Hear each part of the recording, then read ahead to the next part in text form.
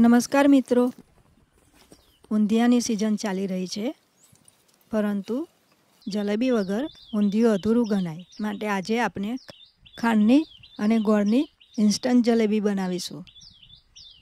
250 ગ્રામ ઘઉંનો લોટ, 500 ગ્રામ ગોળ, 500 ગ્રામ ખાંડ, 2 ચમચી ઘી, 1 ચમચી ઈસ્ટ, 1 ચમચી ઇલાયચી પાવડર, ચપટી કેસર. હવે આપણે 250 ગ્રામ ઘઉંનો લોટ લઈશું.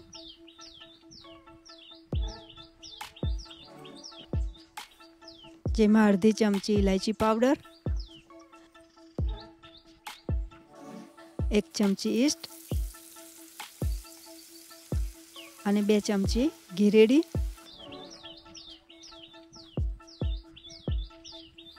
બે વાટકી પાણી રેડી.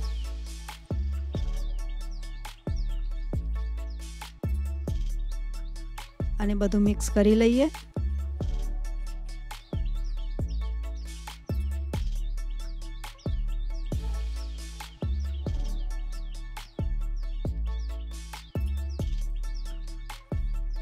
જરૂર પ્રમાણે અંદર પાણી એડ કરવું. બીજી અડધી વાટકી પાણી આપણે એડ કરીશું.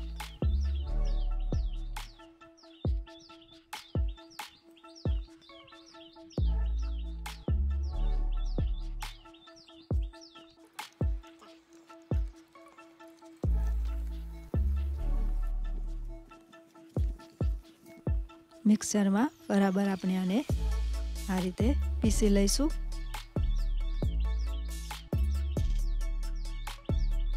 આવી કન્સિસ્ટન્સી આવી જોઈએ.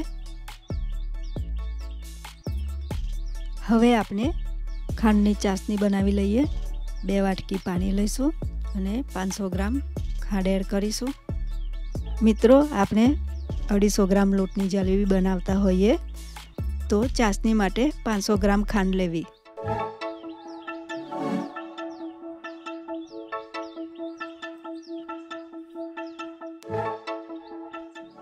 ચાસણી થઈ ગઈ છે એ જોવા માટે આપણે આ રીતે ડ્રોપ પાડવું અને ડ્રોપ પાછું ખેંચાય તો સમજવું કે ચાસણી તૈયાર થઈ ગઈ છે.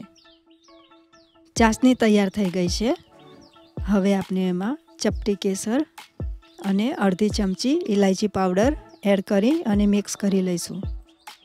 ખાંડની ચાસણી ઠરીને જાડી થઈ જાય તો એમાં થોડું પાણી રેડી અને ઉકાળી લેવું. આ જ રીતે આપણે સાથે સાથે ગોળની ચાસણી પણ બનાવી લઈએ. મિત્રો, ગોળની દરેક મીઠાઈમાં ગોળ ચાખીને લેવો. જો ગોળ ખારો હશે તો મીઠાઈ બગડશે.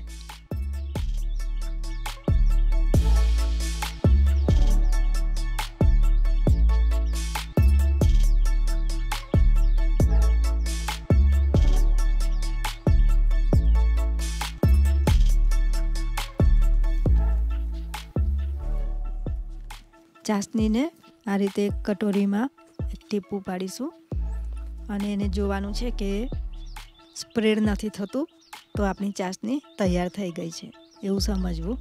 બંને ચાસણી તૈયાર થઈ ગઈ છે. હવે આપણે જલેબી બનાવીશું. જલેબી બનાવવા માટે આપણે પેનમાં તેલ ગરમ કરવા મૂકી દઈશું. હવે આપણે બોટલમાં લોટ ભરી લઈએ.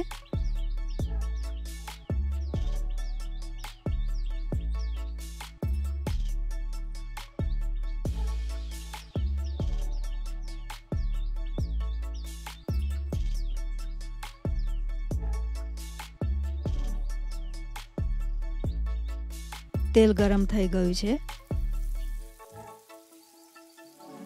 બોટલને પ્રેસ કરીને આ રીતે જલેબી પાડવી. મિત્રો, જલેબીને બહારના સર્કલથી શરૂઆત કરીને સેન્ટર તરફ પાડવાની હોય છે.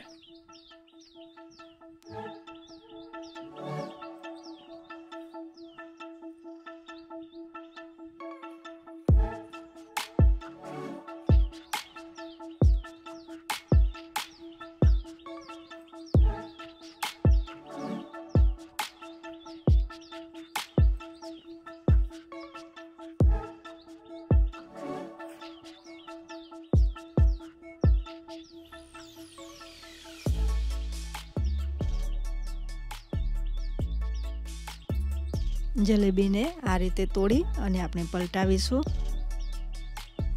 જો તમારે વધારે કડક જલેબી ના જોઈએ તો તમારે થોડી વહેલી કાઢી લેવી.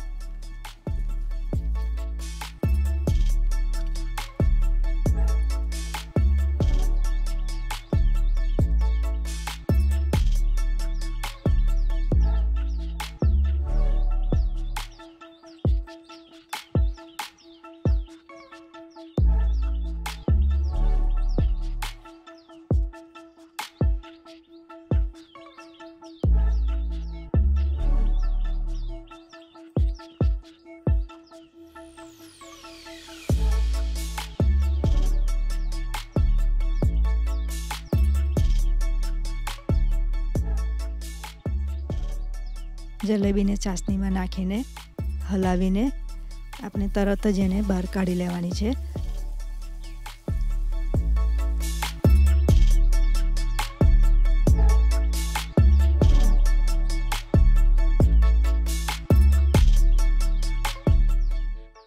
મિત્રો, હવે જલેબી તૈયાર થઈ ગઈ છે.